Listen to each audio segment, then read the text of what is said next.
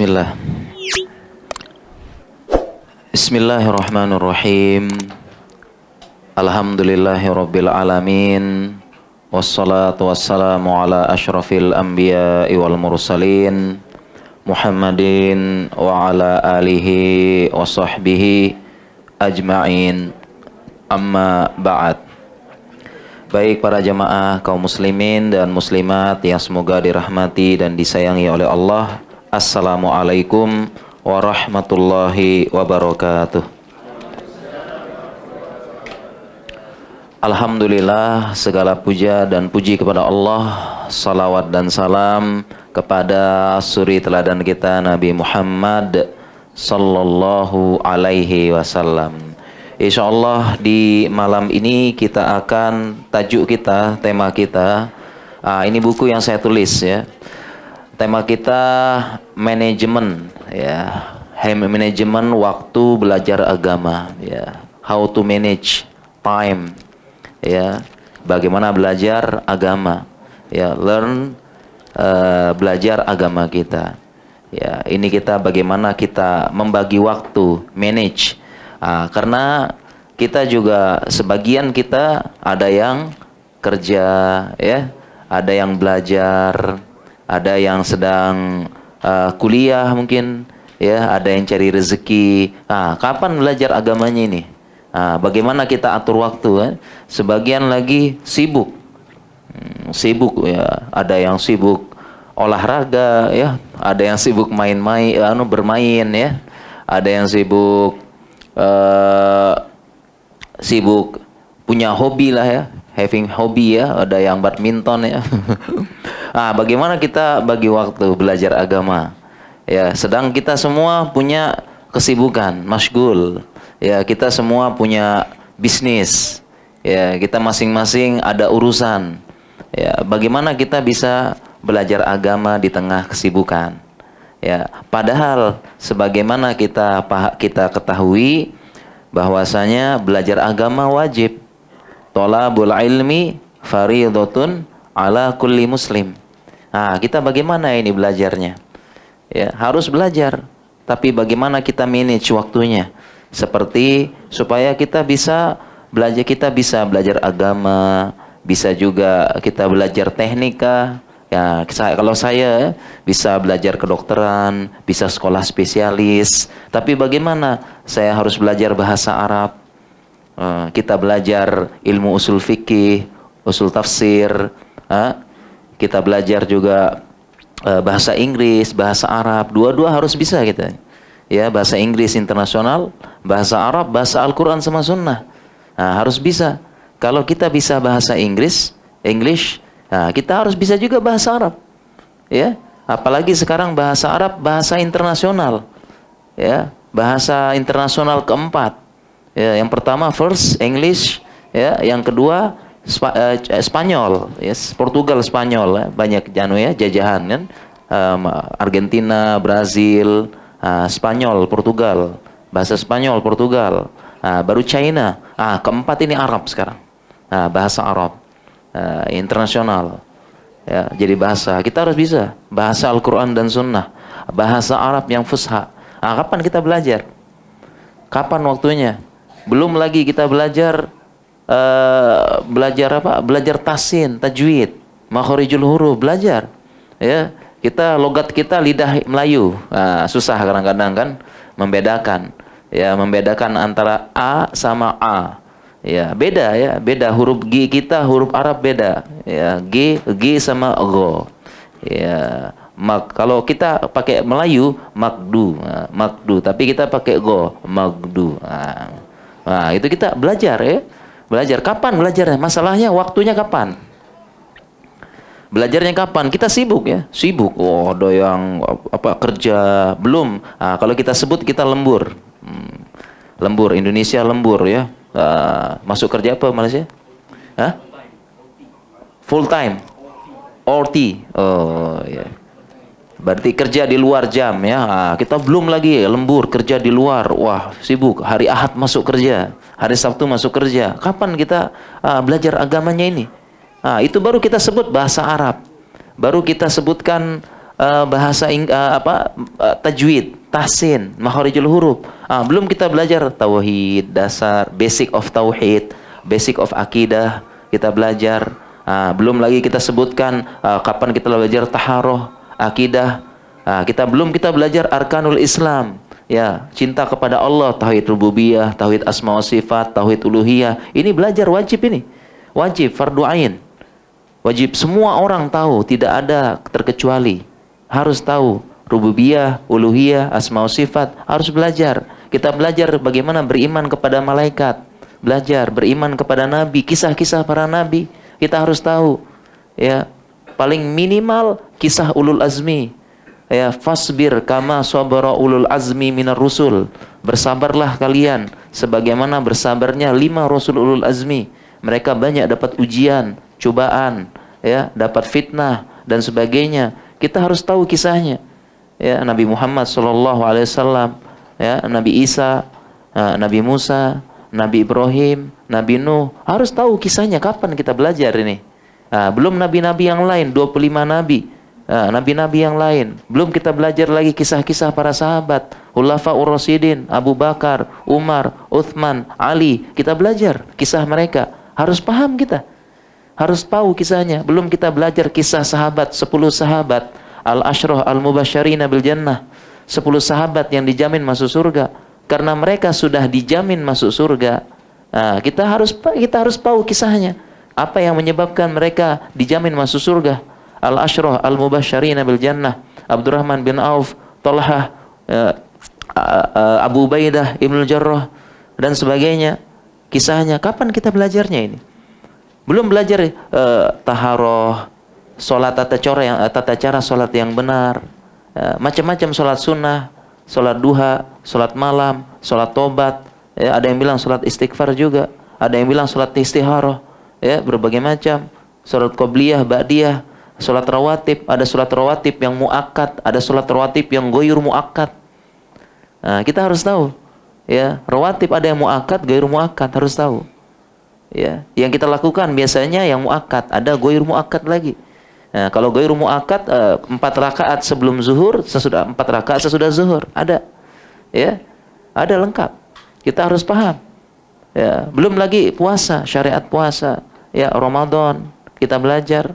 Kita belajar lagi zakat lagi. Harus belajar. Banyak kaum muslimin ditanya, tanah ada zakatnya tidak? Kendaraan, kereta ada zakatnya tidak? Ya, ditanya. Ya, enggak tahu saya. Ya, punya perhiasan ada zakatnya tidak? Punya kalung ada zakat tidak? Tidak tahu. Padahal itu rukunin Islam. Harus tahu bagaimana cara hitung zakat. Ya, kalau punya hutang, punya apa? Belajar. Demikian juga belajar hukum waris. Wajib. Hukum waris belajar. Banyak kaum muslimin tidak tahu hukum waris. Bahkan tidak diterapkan, tidak ditatbikkan, tidak dipraktekkan. Bagi warisan berdasarkan perasaan. Tidak boleh. Berdasarkan syariat Islam. Paling adil syariat Islam. Paling adil. Karena Allah yang menetapkan, yang menciptakan. Kita harus belajar itu. Banyak kaum muslimin tidak paham warisan. Tidak diajarkan kepada anak-anaknya. Padahal itu wajib semua. Wajib. Bukan sunnah. Wajib kita tahu. Dasar-dasar ilmu waris. Kita ajarkan ke anak-anak. Sehingga ketika kita sudah wafat, ketika kita sudah meninggal, maka anak kita langsung bagi warisannya. Ya. Jadi ketika kita sudah wafat, anak kita mereka sibuk fokus mendoakan kita. Ya, kita sudah wafat ya, sudah meninggal. Anak-anak dia fokusnya apa? Mendoakan kita. Tapi kalau anak-anak kita tidak ajarkan waris, kita tidak pahamkan ini aturan Allah, nak. Kamu harus ridho dibagi ini. Kita bagi dengan aturan Allah ya. Kita bagi. Allah yang tetapkan, nak, kamu dapat sekian, kamu dapat sekian. Dia ketika kita sudah wafat, ketika kita sudah meninggal, mereka semua ridho dengan putusan Allah, dengan pembagian Allah, dengan takdir Allah. Coba kita tidak ajarkan. Beberapa kaum muslimin tidak diajarkan fikih waris. Ketika sudah wafat, meninggal, anak-anaknya bukannya berlomba-lomba ya, musabaqah untuk mendoakan, tapi mereka sibuk berkelahi, sibuk tengkar. Ya, sibuk tengkar apa? Ya, berebut warisan. Ya, kakak adik musuhan. Ya, abang sama adiknya musuhan. Kenapa? Rebutan warisan. Anak sama paman, ya, rebut warisan. Ya, saya dapat sekian, dapat sekian. Nah, sehingga lupa, lalai, gofil mendoakan. Ya, karena kita tidak ajarkan. Itu kita pelajari. Belajar ilmu agama, aturan Allah, dan masih banyak yang lainnya. Ya, artinya kita tetap belajar. Ya, artinya kita dalam proses on the track belajar agama. Ya, artinya jangan berhenti. Semuanya kita punya niat belajar. Nah, dari semua itu kita belajar. Kapan sekarang waktunya? Ya, kapan waktunya kita belajar? Sedangkan kita sibuk. Kita cari uang, cari rezeki, ada yang dagang, ada yang jualan, ada yang kerja. Jualan online, Malaysia juga ya. Jualan online, sibuk depan HP ya. Jualan online, promosi ya, sibuk. Kapan belajarnya sekarang? Kita sekarang bahas di sini sekarang, bahas di buku yang saya tulis ini bagaimana kita manajemen waktu belajar agama. Di buku ini, ini sebenarnya saya tulis berdasarkan pengalaman ulama-ulama kita. Jadi ini bagaimana para ulama, bahkan Nabi Shallallahu Alaihi Wasallam bagaimana membagi waktunya. Jadi kalau sebelum kita mencari teladan, kita cari contoh ya. Sebagian kita cari teladan, cari contoh. Mungkin tokoh-tokoh publik figur ya, bahkan publik figur yang bukan Islam. Ya, kita cari dia hebat ya, bagi waktu hebat dia. Ya, publik figur, mungkin apa kita sebutnya artis di sini. Di Indonesia artis, di sini apa nih? Sama artis ya, artis publik figur ya. Kita kagum kan? Decak kagum. Hebat sekali dia bagi waktunya. Ya, dia bisa begini. Nah, sebenarnya kita ada contoh, ada teladan terbaik. Siapa? Nabi SAW. Saya tuliskan di sini Nabi. Laqad kana lakum fi Rasulillahi uswatun hasanah liman kana yarjullaha wal yaumil akhir. Sesungguhnya pada diri Nabi SAW ada contoh dan teladan. Jadi sebenarnya bagaimana how to manage our time, bagaimana kita bagi waktu kita, ada contohnya di Nabi SAW. Ada contohnya para sahabat. Ada contohnya para ulama kita, bagaimana mereka bagi waktu. Ya, kita kasih contoh. Kita mulai dari Nabi kita SAW. Tidak perlu kita publik yang lain. Nabi dulu teladan kita. Sekarang kita lihat Nabi SAW. Pertama ya, beliau sebagai suami. Ya, beliau suami ya. Beliau suami. Kemudian beliau juga sebagai kepala negara. Ya, karena beliau jadi pemimpin ya waktu itu ya, pemimpin di kota Madinah. Beliau yang menentukan ya. Beliau juga jenderal peperangannya, beliau yang menentukan perang atau tidak. Ya, perang Badar, perang Uhud, ya, perang Khandaq. Siapa yang menentukan? Nabi SAW. Beliau juga sekaligus kodi. Nabi SAW sebagai apa? Kodi. Banyak sahabat ya punya permasalahan hidup, punya sahabat punya permasalahan fikih. Kemana dia datang? Kepada Nabi. Sebagai kodi, tanya fatwa. Saya punya begini. Datang kepada Nabi fatwa. Ya. Kemudian Nabi SAW sebagai imam masjid. Imam masjid Nabi ya. Imam masjid 5 waktu. Imam masjid 5 waktu. Boleh tertinggal tidak nih? Boleh terlambat tak imam? Tidak boleh. Nabi SAW 5 waktu. 5 waktu sebagai imam, tepat waktu terus. Ya, tidak pernah terlambat 5 waktu sebagai imam, tidak pernah terlambat. Sekali terlambat pas akhir hayat ya, ketika menjelang wafat beliau baru terlambat kena sakit 5 waktu. Karena kalau tidak ada beliau, tidak ada sahabat yang berani maju. Ya, ketika beliau sakit, banyak ada sahabat yang mau maju jadi imam, nggak berani, tidak ada yang berani. Nabi SAW sebagai imam sholat 5 waktu tepat waktu. Coba kita lihat kesibukan Nabi. Ya. dan yang lain-lain. Sekarang kita coba jelaskan pelan-pelan. Pertama, Nabi SAW sebagai seorang suami. Nabi SAW berapa suaminya? Bapak, Nabi SAW berapa istrinya Nabi SAW? Hah? Nabi SAW berapa istrinya? Iya, secara total 11. Nah, tapi ketika di Madinah totalnya berapa? 9. 9 istri Nabi ya. Nah, ketika di Madinah berapa? 9. Ya, 9 istri beliau. Ada 11, 2 wafat. Ya, pertama Khadijah wafat ya. Wafat. Nah, ada 9 berarti. Jadi ketika di Madinah istrinya Nabi berapa? 9. Nah, kira-kira bagaimana Nabi SAW mengurus 9 istri? Gimana kira-kira? Ya, Nabi SAW manage waktunya 9 istri. Bagaimana kira-kira? Ya, dan semua 9 istrinya bahagia semua, bahagia. Ya, bahagia, ridho dengan Nabi SAW. Bahagia, ridho dengan Nabi, dengan akhlaknya, dengan sikapnya, dengan pembagiannya. Semua istri Nabi ridho dengan Nabi. Ya, suami yang baik. Ya, berikan testimoni. Aisyah mengatakan, ditanya bagaimana Nabi SAW di rumah. Nah, Aisyah memuji. Beliau mengatakan, kana khuluquhul Quran. Ya, akhlaknya Nabi di rumah Al-Quran katanya. Bagus. Nah, demikian juga dengan Sofia. Sofia ini dulu tawanan. Asiroh. Tawanan. Ya, tawanan ya. Itu Sofia, ayahnya yang bunuh Nabi SAW, pasukan Nabi yang bunuh. Pamannya yang bunuh juga pasukan Nabi. Ya. Saudara laki-lakinya yang bunuh juga pasukan Nabi. Jadi tawanan dinikahi oleh Nabi. Nah, jadi Sofia ini menikah dengan yang bunuh bapaknya. Ya. Yang membunuh ya, pimpinan pasukan yang membunuh bapaknya, yang membunuh saudara laki-lakinya, yang membunuh suaminya. Menikah. Ya, coba kita sekarang kita nikah sama pembunuh, kita bunuh bapaknya, kita nikahi anaknya, gimana? Tapi Sofia ridho dengan Nabi, ridho dengan akhlaknya, ridho dengan sikapnya. Nabi SAW manage 9 istri. 9 istri manage. Semuanya tepat waktu. Semuanya ridho. Pembagiannya bagus. Tidak ada yang merasa dirugikan. Tidak ada yang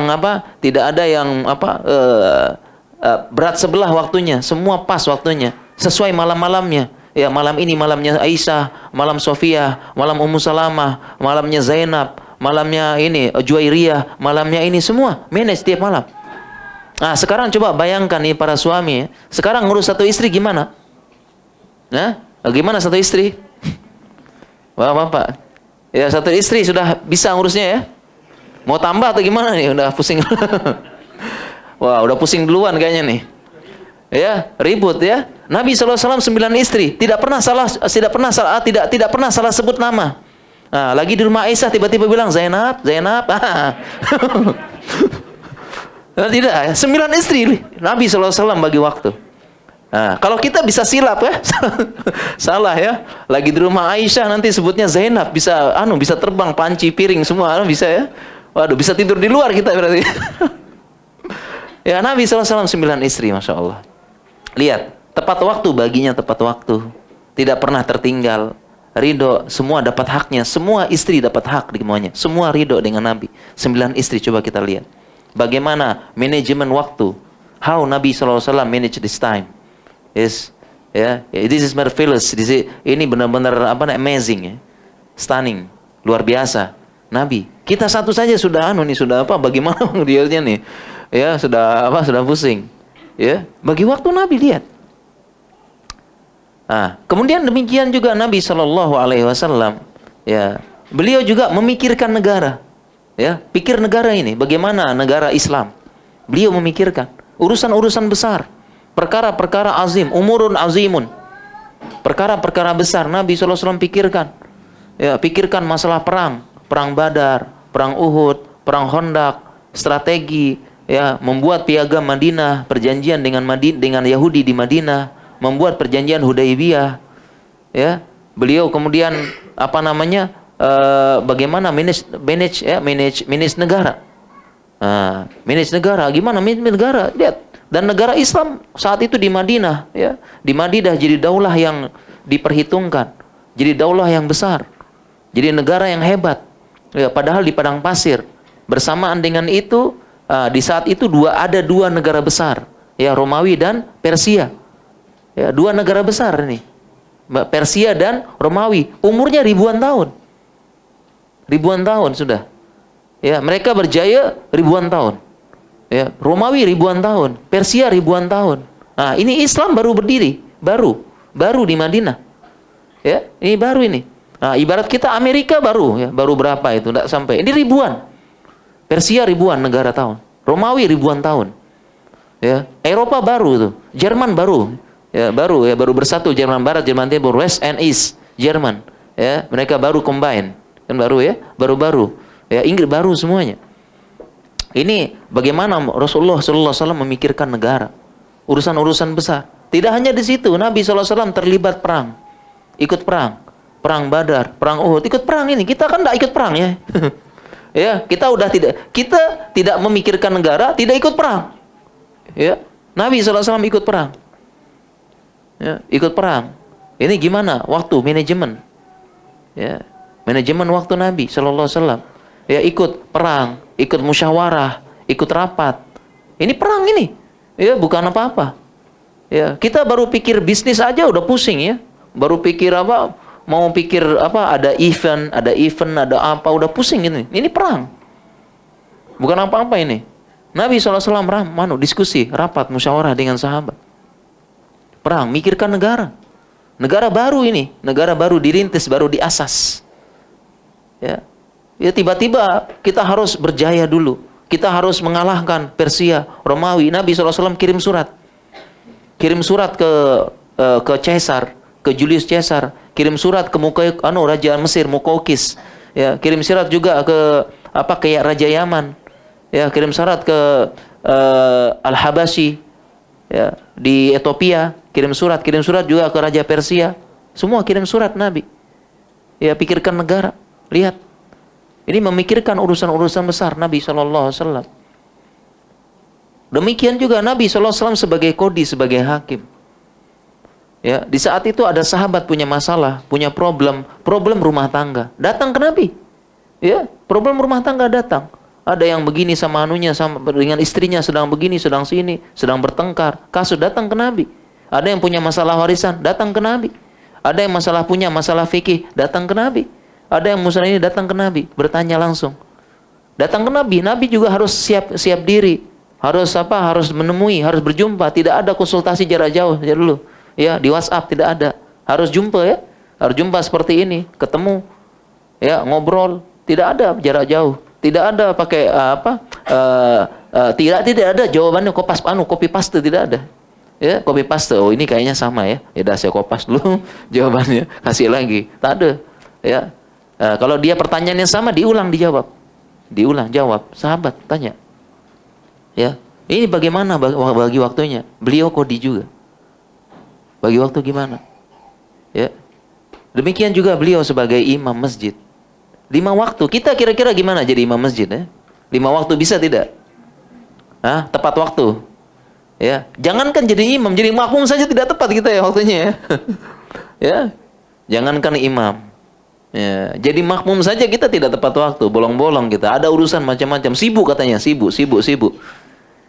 Ya, padahal kita tidak pikirkan negara, tidak pikirkan daulah, tidak pikirkan perang, ya, tidak pikirkan perang hidup mati ini, ya, kita tidak pikirkan pikirkan 9 istri, kita tidak pikirkan ini, tapi terlambat sholatnya semua, ya, terlambat kita, banyak alasan lah, banyak uzur lah, terlambat kita, ya, ini lihat Nabi SAW, bagaimana? Jadi kalau kita, makanya itulah, sebelum kita takjub dengan kagum dengan publik figur, dengan artis, hebat sekali dia ya, kok bisa begini, kita harus kagum dengan Nabi Sallallahu Alaihi Wasallam. Lihat bagaimana dia bagi waktu. Nah, ternyata di sini ada rahasia dari para ulama. Banyak kalau kita lihat bagi waktunya ya, Masya Allah. Ini kalau kita cerita di sini masih banyak ini. Bagaimana Nabi bagi waktu. Demikian juga Abu Bakar, Masya Allah. Abu Bakar bagi waktu. Pernah suatu kali Nabi SAW kumpul dengan sahabat. Tiba-tiba Nabi di waktu duha bertanya, ya, siapa dari kalian, man minkum, siapa dari kalian yatasaddaqu, Jadi siapa di antara kalian yang bersedekah hari ini? Ya. Jadi kumpulnya duha, waktunya duha ya, duha pagi-pagi. Kumpul sama sahabat. Nabi SAW mengatakan, siapa di antara kalian yang pagi ini sedekah? Abu Bakar bilang saya. Siapa di antara kalian pagi ini menjenguk orang sakit? Ya, iyadatul marid, ziarah ke orang sakit. Siapa? Saya, katanya Abu Bakar. Siapa di antara kalian yang pagi ini pergi mengiringi jenazah? Ada mayit ya, diiringi sampai kuburan ya. Siapa di antara kalian yang mengiringi jenazah pagi ini? Angkat tangan lagi, saya Abu Bakar. Siapa yang begini-begini? Saya Abu Bakar. Nah, jadi lihat bagaimana manajemen waktu Abu Bakar. Ya, Nabi SAW kumpul pagi, duha. Ya, berarti Abu Bakar sudah manajemen waktu. Pagi ini dia akan sedekah. Nanti dia akan ziarah teman yang sakit. Nanti dia akan mengiringi jenazah. Nanti dia begini, nanti dia begini. Jadi Abu Bakar sudah manage waktunya pagi-pagi. Pagi-pagi sekali. Udah berpikir. Bagaimana dia manajemen waktu Abu Bakar? Itu semua kan bukan bukan mengalir, bukan kebetulan, bukan coincidence, tapi Abu Bakar sudah merencanakan. Sudah merencanakan. Dan tentu Abu Bakar juga ada waktu yang lain, ya. Dia juga punya anak, punya istri. Istrinya ada 3, ada 4. Abu Bakar bagi waktu. Dia punya anak juga, ada Abdurrahman, Aisyah, Asma. Dia punya anak. Ya, dia juga harus kerja. Abu Bakar berdagang. Abu Bakar dagang, kerja dia juga, cari uang. Ya, cari uang. Makanya Abu Bakar ketika dilantik jadi khalifah, ya, Abu Bakar dilantik jadi khalifah ya. Beliau pertama kali, first time, ya, jadi khalifah. Tiba-tiba Abu Bakar pergi. Langsung, ya saya jadi khalifah. Tiba-tiba Abu Bakar pergi, ditanya, mau kemana Abu Bakar? Saya mau ke pasar, katanya nih. Loh, ini ada urusan kaum muslimin. Keluarga saya butuh makan. Keluarga saya butuh makan. Ya, tapi kita rapat dulu, katanya nih. Ada urusan kaum muslimin. Keluarga saya mau makan. Nah, gitu. Dia bagi waktu. Dia itu menunjukkan dia ada waktu yang diatur. Karena beliau masih pertama kali jadi khalifah. Ya, dia butuh marriage. Ya, seperti itu. Ya, oleh karena itu setelahnya mulailah khalifah itu digaji dari Baitul Mal. Ya, digaji dari Baitul Mal. Ya, mulailah pegawai-pegawai, staf, muwadhaf. Nah, mulai saat itu di zaman Umar ada rotib, ada gaji. Ya, seperti itu. Nabi SAW tidak. Ya, tidak ada gaji, tidak ada apa, ngurus negara jadi kodita. Nah, tapi keluarga bisa makan. Abu Bakar, bagaimana waktu? Manajemen waktu Abu Bakar, lihat contoh. Ya, mereka sibuk juga. Sahabat seperti kita, mereka kerja juga, cari uang. Ya, cari uang untuk anak istri. Siapa yang kasih makan anak istri mereka, sahabat? Siapa yang Abu Bakar bilang saya kerja dulu ke pasar. Tapi ini urusan khalifah. Anak istri saya juga mau makan, gimana? Saya kerja juga. Nah, ini menunjukkan sahabat juga sama kayak kita. Kita kerja, cari uang, ya, beli ini, beli itu, ya, butuh masak, butuh ini, sama. Butuh uang juga. Ya, tapi sahabat juga sama bagi waktu, mereka belajar.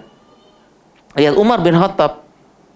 Umar bin Khattab dia punya perjanjian dengan tetangganya. Dia bilang dengan tetangganya, kita bagi waktu. Hari ini kamu hadir di majelis Nabi, saya cari uang, katanya Umar. Cari uang. Esoknya, saya hadir di majelis Nabi, kamu cari uang. Nanti kita tukar informasi, tukar ilmu. Ya, nanti kamu cerita Nabi ngomong apa saja.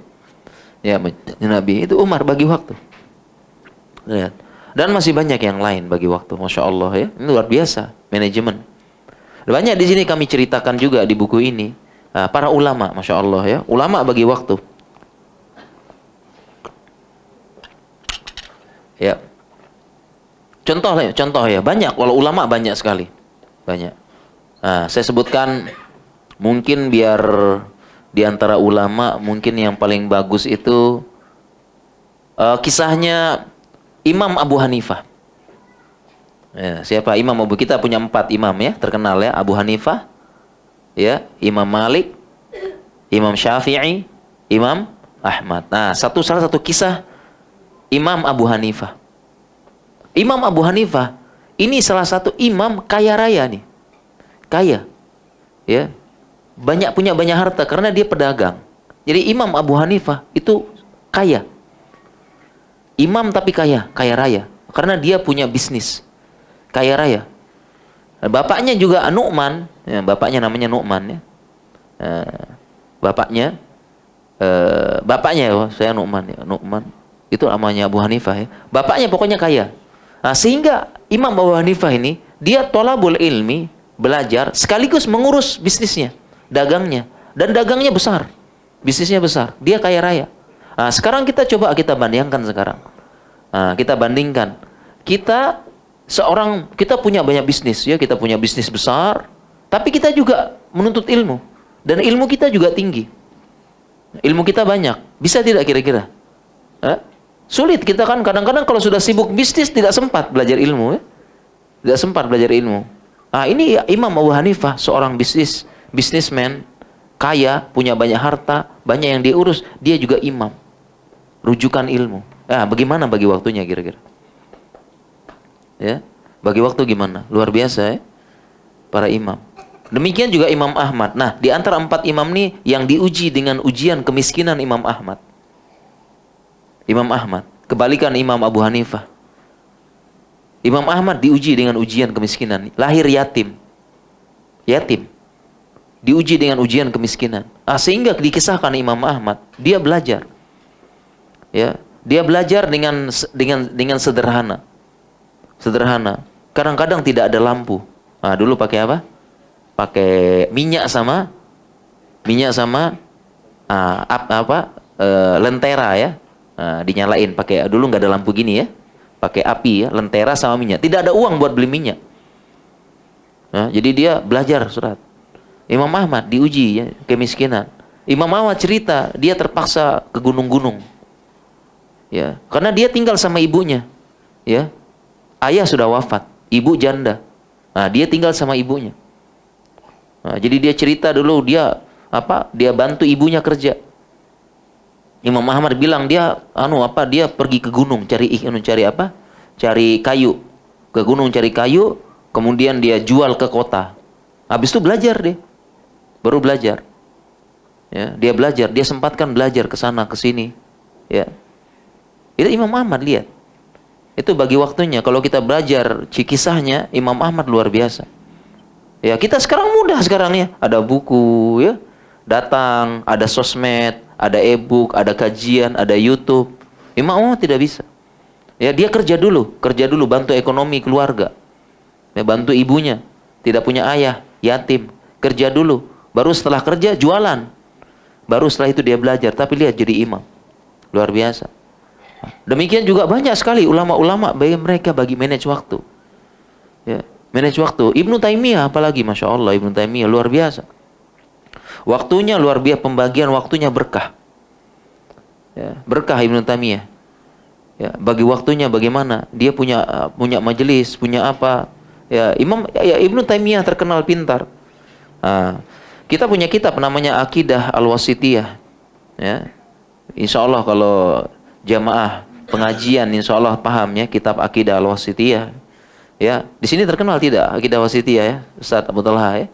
Aqidah Al-Wasithiyah. Itu Aqidah Al-Wasithiyah yang jadi rujukan kemana-mana. Itu ditulis dengan sekali duduk. Ditulis dengan sekali duduk. Jadi dia cuma duduk sekali, kemudian dia menulis tentang ringkasan akidah. Jadi penduduk wasat minta sama Ibnu Taimiyah, tolong tuliskan buku ringkas tentang akidah untuk jadi pegangan kami. Akhirnya oleh Ibnu Taimiyah dia duduk, ada yang bilang dia selepas asar sampai maghrib. Dia duduk tulis dengan hafalan semuanya. Tulis ke maghrib selesai. Jadilah namanya kitab Aqidah Al-Wasithiyah karena ditulis untuk penduduk wasat saat itu. Wasithiyah. Ya, Wasithiyah. Ya, kemudian setelah itu baru menjadi rujukan sampai sekarang. Dipakai. Padahal cuma sekali duduk. Waktunya berkah Ibnu Taimiyah. Ya, Imam Nawawi. Disebutkan Imam Nawawi sehari hadir 12 majelis ilmu. Imam Nawawi. Sehari berapa? Berapa? 12 majelis ilmu. Sehari. Kita sehari berapa gitu? Cuma 3 ya. 3 ini. 3 itu sudah pusing, sudah capek ya. Udah jenuh, bosan. Imam Nawawi 12, lihat manajemen waktu, Masya Allah. manajemen. Lihat, Masya Allah. Ini menunjukkan bahwasanya yang namanya belajar agama itu masalah prioritas, priority. Dan dari kisah-kisah tadi di sini saya tuliskan di muqaddimah menunjukkan bahwasanya Nabi SAW, para sahabat, para ulama, mereka juga seperti kita. Seperti kita. Mereka juga Mereka juga punya keluarga, punya istri, punya anak. Kapan bagi waktu dengan istrinya? Nabi SAW punya kebiasaan. Ya, bahkan disebutkan sunnah sulukiyah. Contoh Nabi. Apa kebiasaan Nabi? Dia berbincang-bincang, ngobrol dengan istri sebelum tidur. Ini sunnah yang ditinggalkan kaum muslimin. Ya, sunnah matrukah. Nabi SAW sebelum tidur bincang sama istrinya, ngobrol. Semua istrinya, 9 istrinya. Sebelum tidur ngobrol. Ya, banyak hadis-hadisnya. Ini saya tuliskan di sini nih. Karakter dasar suami istri dalam Islam. Saya tuliskan di sini. Ini punya kebiasaan Nabi. Ya, Nabi SAW tuh ngobrol dengan istri sebelum tidur. Semua 9-9-nya. Kita nggak ada waktu ya. Nggak ada waktu dengan ngobrol. Pakai bahasa isyarat dengan istri. Ya, WhatsApp. Tidak sempat ngobrol-ngobrol. Akhirnya memendam, marah, ya, dendam, ya. Tapi ngobrol, biar lepas kan. Ngobrol dengan istri. Ya, ngobrol ini kita waktu nggak ada. Menunjukkan bahwasanya Nabi, para sahabat, orang-orang soleh, para ulama semuanya, mereka itu sama seperti kita. Punya istri, mereka butuh waktu, ada haknya. Mereka ngobrol sama istrinya, mereka tunaikan hak istrinya. Mereka juga punya anak-anak. Sahabat punya anak-anak juga. Anak-anaknya banyak. Anas bin Malik anaknya 100 lebih. Anas bin Malik. Karena dapat berkah dari Nabi. Aksar malahu waladahu. Ya, banyak. Sahabat. Abu Bakar punya anak juga. Umar punya anak. Utsman, Ali punya anak. Ya, Sahabiah juga sama. Mereka juga belajar juga. Belajar kepada Aisyah. Mereka datang kepada Aisyah bertanya. Belajar kepada suaminya. Mereka belajar. Bersama itu sahabiah juga. Mereka juga urus rumah tangga juga. Ya, mereka masak. Ya, mereka urus anak. Fatimah urus Hasan dan Husain. Ya, Hasan Husain ini jaraknya dekat. Jarak dekat. Ya. Seingat saya Hasan lahir tahun 2 Hijriah, Husain tahun 3. Dekat ini. Bagaimana urus anak laki-laki dekat jaraknya? Pusing tidak nih? Bukan pusing, di sini pusing muter ya. Pening tidak? Pening. Pening, tahu pening ya? Repot tidak? Anak ya, anak dekat ini. Dekat ya. Hasan lahir 2 Hijriah, Husain lahir 3 Hijriah. Anak laki-laki lagi nih, dekat ini. Gimana Fatimah? Pegang anak, urus. Ya, jadi baru sedang menyusui Hasan, lahir Husain. Ya. Gimana? Sibuk ya? Sibuk. Ya, sibuk juga mereka. Sama kayak kita. Mereka sibuk. Mereka punya kehidupan kayak urus anak. Tunaikan hak anak, nemanin anak, main-main dengan anak. Sahabat apa enggak main-main sama anaknya? Main-main lah. Mereka juga manusia kayak kita. Ya, mereka urus. Demikian juga sahabat cari nafkah. Kerja, sahabat kerja. Ada yang dagang, ada yang berkebun. Sahabat berkebun. Orang Ansor berkebun. Ya. Orang Muhajirin dagang ke pasar. Abdurrahman bin Auf dagang, Utsman dagang. Dan mereka dagangnya berhasil. Nggak kayak kita, banyak bangkrut. Ya, kita bisnis bangkrut. Mereka dagang. Abu Bakar, mereka coba lihat ya. Begitu hijrah ke Madinah, mereka nggak punya apa-apa. Nggak punya apa-apa. Ya, ditinggal semua hartanya di Mekah kan. Ya, Abu Bakar nggak punya apa-apa, Abdurrahman bin Auf nggak punya, Utsman nggak apa, tapi tinggal di Madinah, mereka bisnis, dagang, kaya langsung. Abu Bakar kaya, Utsman kaya, Abdurrahman kaya. Mereka bagi waktu itu. Itu bagi waktu. Ya, apa hartanya turun dari langit? Tidak, mereka bagi waktu, dagang ke pasar, ya, berdagang, menawar, jual sana, jual sini, atur strategi. Butuh waktu. Mereka butuh waktu. Abu Bakar, Abdurrahman bin Auf, orang-orang kaya, Utsman orang-orang kaya. Dagang mereka ke pasar, merintis dari nol, ya, merintis dari nol. Mereka tak bawa apa-apa ke Madinah, kosong, melompong. Nah, coba kita sekarang, ya, saya datang ke Malaysia, rintis dari nol, dagang, gimana? Ya, bisa jadi saya nggak belajar agama, bilang sibuklah bisnis. Gimana? Ya, ini kosong. Tapi mereka bisnisnya nggak bangkrut, kita bangkrut. Ya, habis itu bilang sibuk lagi lah, nggak sempat belajar agama, bangkrut lagi. Gimana? Ya, lihat Abu Bakar, Utsman. Gimana mereka bagi waktu? Berhasil. Nggak kayak kita bagi waktu mereka. Ya, seperti mereka urus anak, urus istri, cari uang, cari nafkah. Mereka ikut juga yang lain, ikut perang, ikut apa. Lihat bagaimana manajemen waktunya. Tapi bersama itu semua, Abu Bakar, Umar, Uthman, dan sahabat yang lain hafal Al-Quran. Ulama sepakat, Khulafa Ur-Rasyidin hafal Al-Quran semua. Sepakat ulama. Demikian juga sahabat-sahabat yang lain. Jadi kalau ditanya apakah Abu Bakar, Umar, Utsman, Ali hafal Quran semuanya, jawabannya hafal. Sepakat ulama. Mereka hafal Al-Quran 30 juz. Ya, hafal Quran. Demikian juga sahabat yang lain ya, ahli-ahli Quran, Ibnu Abbas, kemudian Ibnu Mas'ud, ya, Ibnu Umar, ya hadis saja mereka hafal, apalagi Al-Quran. Ya. Jadi para sahabat di sela-sela itu hafal Quran. 30 juz. Kapan hafal Qurannya? Manajemen waktu. Kita hafal Quran gimana nih? Yang katanya sibuk. Hafal Quran bagaimana? Sahabat sambil kerja hafal Quran. Sambil atur waktu, ataris hafal Quran. Hafal 30 juz. Sahabat tiba-tiba tidak langsung hafal. Maksudnya begini. Tiba-tiba langsung hafal, sahabat tidak. Mereka hafal. Ya. Mereka menghafal, mereka dikte. Itu bagi waktu. Tidak ada mereka sekali dengar langsung hafal. Ingat langsung seumur hidup, tidak. Mereka juga murojaah sahabat. Makanya sahabat mengatakan dulu kita belajar 10 ayat. Kita belajar. Kita tidak akan pindah sampai kita mungkin sampai kita paham 10 ayat ini, baru kita belajar lagi. Ya. Dan ayat dan Al-Quran di zaman Nabi turun secara berkala. Ya. Tidak langsung kayak kita kan langsung duduk ini, langsung hafal semua, enggak. Ini menunjukkan bahwasanya turun ayat ini sahabat hafal. Turun ayat ini sahabat hafal lagi. Esok lagi turun ini mereka hafal. Itu kapan mereka menghafal? Kapan mereka menghafal? Mereka manage waktu, manage time. Kapan? Ya. Jadi kalau kita lihat bagaimana manajemen waktu, sudah ada contoh.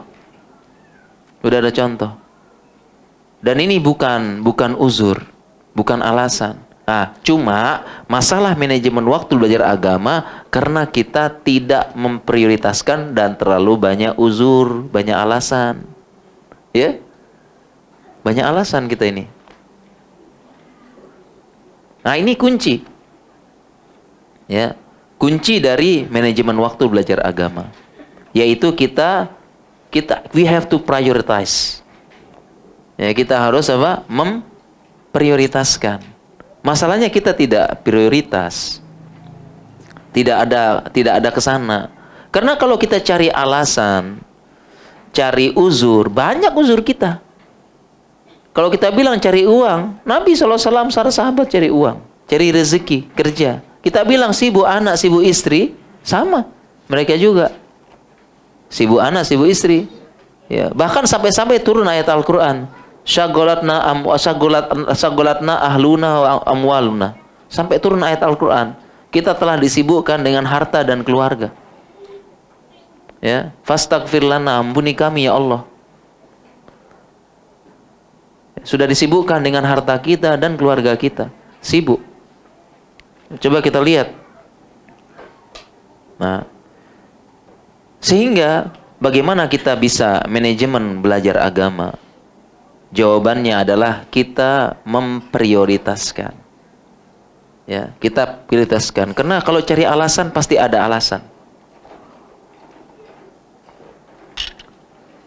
Sekarang bagaimana kita bisa prioritaskan? Bagaimana cara kita prioritaskan? Ya, kita prioritaskan belajar agama. Sama ibu-ibu, emak-emak, akhwat juga sama. Mereka kan sibuk kan urus anak, urus masakan, urus dapur. Ya, kalau orang Indonesia bilang sumur, kasur, dapur. Ini orang Indonesia ya, perempuan ya. Sumur, kasur, dapur. Paham tak nih? Nah, ini orang Indonesia paham insya Allah ya. Jadi perempuan begitu. Sibuk Ustadz ini, anak-anak sibuk. Anak-anak ini lancar lari sana, lari sini sibuk. Sibuk masak, sibuk ini. Nah, sama. Ya, sahabiah, istrinya para sahabat juga begitu juga. Bahkan mereka tidak kayak kita. Sekarang mau masak, cetek. Ya, langsung nyala api kan. Cetekin langsung nyala api. Zaman dulu mau masak, gimana? Belah kayu dulu, belah kayu ya. Ya. Zaman dulu belah kayu, kayunya dibelah. Apinya gimana? Cara nyalakan api zaman dulu. Pakai korek. Ya. Pakai korek cetak ini keluar api. Enggak, digini-gini kan dulu. Lama ini nyalain api. Ya, masak tungku. Ya, kemudian menggiling adonan pakai tangan. Menggiling buat roti. Zaman dulu lama buat roti, diapakan dan sebagainya. Lama. Mereka sibuk juga. Ya, sahabiah sibuk juga. Mereka ibu rumah tangga juga. Mereka melayani suami, berkhidmat dengan suami juga, sibuk juga. Mendidik anak, tarbiyatul aulad, sibuk juga. Sama. Jadi tidak ada uzur. Sama. Tapi mereka ilmunya Masya Allah. Aisyah ilmunya bagus. Ya, sahabiah ilmunya bagus. Mereka paham dasar agama. Mereka mengajarkan. Dari mana kita tahu mereka ilmunya bagus? Karena mereka mendidik anak-anak mereka. Sahabiah punya ilmu. Mereka yang ajarkan.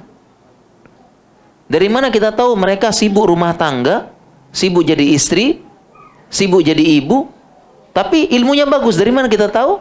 Karena anak-anak mereka berilmu semua. Siapa yang ajarkan coba? Siapa yang ajar? Ibunya yang ajarkan. Nah, saya punya tulisan di sini, ada buku ya. Ibu sebagai madrasah. Innal ummahat madrasatul ula. Sesungguhnya ibu ummahat sebagai madrasah pertama anak-anak. Ya. Ya, sahabiah yang ajar ibunya, mereka berilmu, punya ilmu mereka. Sehingga ibu-ibu juga harus belajar, emak-emak, para istri belajar, karena mereka yang ajarkan kepada anak-anak.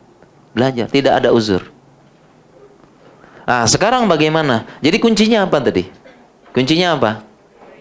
Priority. Kita harus kita bagaimana memprioritaskan. Karena kalau cari uzur, cari alasan pasti ada. Ada semuanya. Sekarang bagaimana cara kita memprioritaskan? Saya tulis di buku ini. Cara kita memprioritaskan adalah, kuncinya adalah ada yang namanya di al-mahabbah. Apa mahabbah? Rasa cinta. Cinta. Mahabbah. Ya. Kuncinya di mana? Mahabbah, rasa cinta. Kalau kita sudah cinta, kalau kita sudah punya mahabbah, kita cinta, kita suka, pasti kita akan memprioritaskan. Karena manusia pasti memprioritaskan apa yang dia cinta, apa yang dia sukai. Ya tidak? Kita cinta dulu, mahabbah dulu, suka dengan ilmu, kita cinta dengan Allah, cinta Rasul, cinta agama, kita suka belajar agama. Kita suka datang pengajian, ya. Kita suka belajar. Kita belajar ilmu agama, membuat ketenangan. Fa anzalallahu sakinata fi qulubil mu'min, menimbulkan ketenangan pada hati kita. Ya, kita suka datang ke majelis ilmu seperti ini karena dapat ilmu, dapat ketenangan. Ya. Kita dapat nazalat alaihimus sakinah wa ghasyiyatuhumur rahmah wa hafathumul malaikah wa zakarallahu fi man indah. Ya, maka akan turun ketenangan di majelis ilmu seperti ini. Ya, kemudian didoakan malaikat, dapat keberkahan, kita dapat ilmu kita. Maka kita cinta, suka. Ya. Jadi kunci utama apa? Kita cinta dulu, mahabbah, kita suka majelis ilmu, maka kita memprioritaskan. Kalau sudah cinta, ada waktu. Ya tidak? Kalau sudah cinta ada waktu. Nah, siapa yang sekarang cinta hobi badminton? Nah, siapa yang suka badminton? Ada waktukah buat main badminton? Ada? Ada waktu buat badminton kan? Siapa yang hobi apa lagi nih? Apa saja hobi Malaysia nih? Kalau kita mini soccer, main bola. Siapa yang hobi mini soccer? Siapa yang hobi soccer? Futsal. Nah, dia suka, dia hobi, mahabbah. Ada waktu tidak? Dia prioritaskan tidak? Dia priority. Waktu untuk apa? Untuk olahraga. Demikian juga yang hobi nonton, hobi Netflix, nonton. Ada waktu tidak buat nonton? Karena dia mahabbah, cinta. Ya, ya. Karena dia ada waktu. Dia suka, pasti ada waktu. Dia prioritaskan. Nah, jadi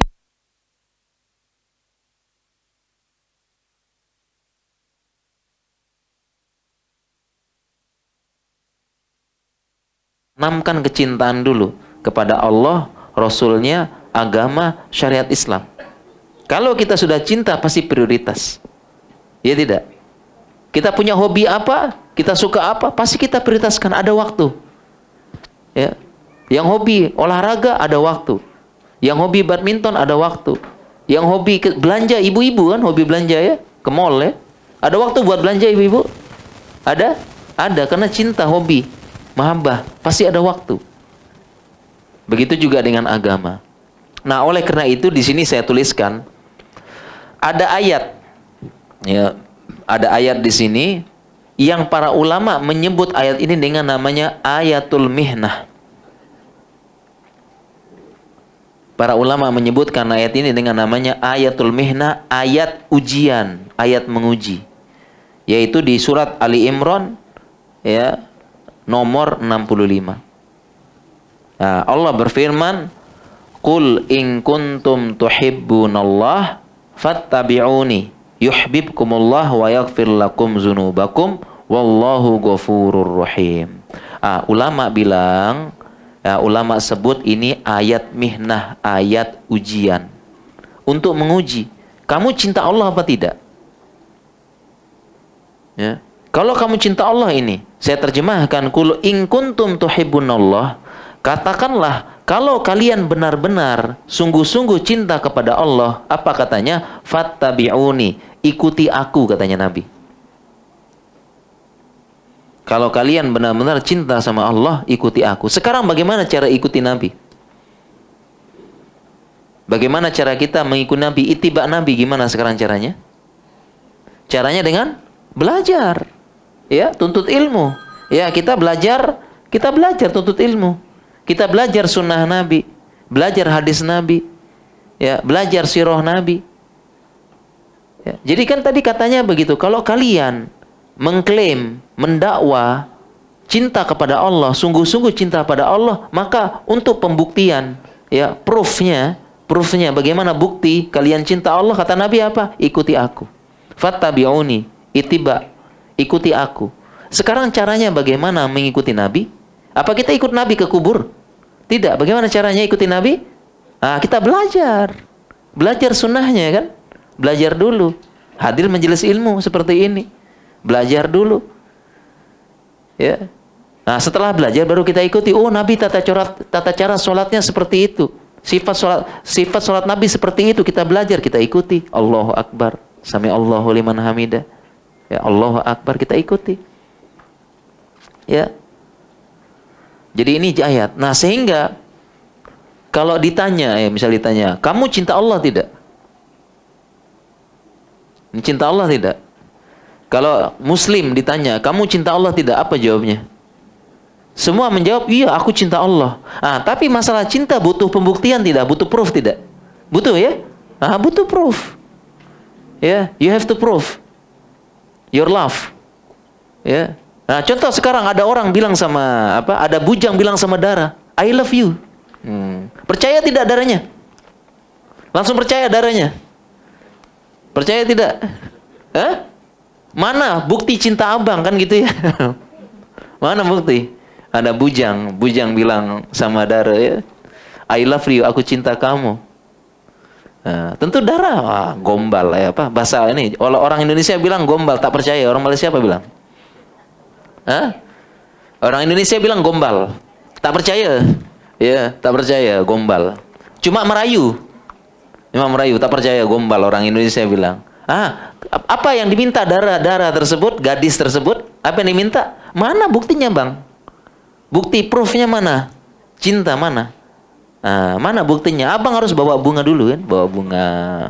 Ya, ajak ke mall belanja bang. Ya, kasih saya gift hadiah bang. Baru itu bukti cinta. Nah, sehingga cinta butuh pembuktian. Mana bukti cinta tersebut?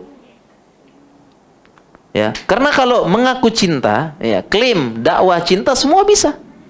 Semua bisa bilang saya cinta Allah, semua. Tapi mana bukti? Nah, makanya ada kisah namanya kisah Laila Majnun. Nah, paham? Pernah dengar tidak kisah Laila Majnun? Ada kisah Laila Majnun. Sampai-sampai ada syair bahasa Arabnya. Kullun yadda'i waslan bi Laila, walakinna Laila tungkiru bidzaka. Ada kisah, sampai ada syairnya. Semua mengaku cinta sama Laila, punya hubungan. Ya, Laila saya cinta. Ya, Laila ya, cantik, perempuan, gadis, semua ngaku saya cinta Laila.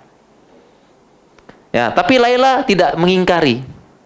Ya, Laila mengingkari ya, tidak ada, saya tidak mau kalian semua. Semua. Kenapa? Karena kalau cinta, klaim semua bisa. Klaim cinta Allah, saya cinta Allah, cinta Rasul. Tapi bukan klaim yang perlu. Yang perlu apa? Bukti, proof, mana buktinya? Nah, ini maksud ayat ini. Maksud ayat ini. Kalau memang kalian cinta Allah, ikuti aku. Bagaimana cara ikuti aku? Belajar. Tuntut ilmu. Nah, sehingga mudah-mudahan kehadiran kita di sini, keberadaan kita di sini, nuntut ilmu salah satu bukti kita cinta Allah. Jadi hujah di depan Allah kan? Nah, sehingga nanti kalau ditanya, apa bukti kamu cinta sama aku? Ditanya sama Allah nanti, dihisap kita kan? Apa? Katamu harus cinta Allah, cinta Rasul.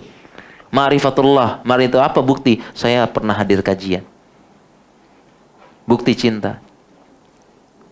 Nah, sekarang kebalikannya, mafhum mukhalafahnya. Nah, kebalikan sekarang nih. Kebaliknya, reverse-nya.